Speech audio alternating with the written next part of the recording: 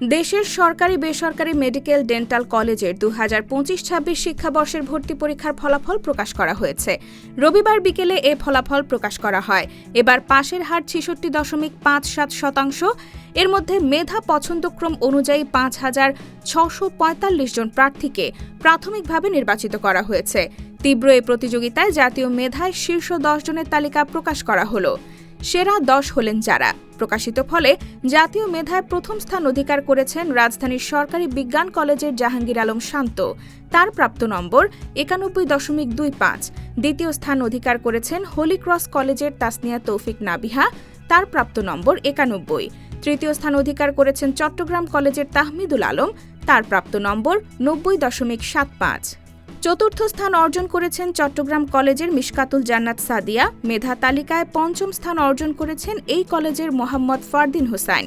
ষষ্ঠ স্থান অধিকার করেছেন নটরডেম কলেজের মোহাম্মদ মিনহাজুল হক। একই কলেজ থেকে সপ্তম ও অষ্টম স্থান অধিকার করেছেন সৈয়দ মাজেদুল ইসলাম ও আরাফাত রোহান। নবম স্থান অধিকার করেছেন খুলনার সরকারি সিটি কলেজের দীপন দেবনাথ এবং দশম স্থান অধিকার করেছেন উত্তরা হাই স্কুল অ্যান্ড কলেজের তাসনোভা তাসনিম উষা। ফলে পরিসংখ্যান মতে এবারে মেডিকেল ভর্তির ফলে 1/3 সেকেন্ড টাইমার। তাছাড়া 88 জন পরীক্ষার্থী গত বছর বিভিন্ন সরকারি মেডিকেল কলেজ ও ডেন্টাল কলেজে অধ্যয়নরত রয়েছেন।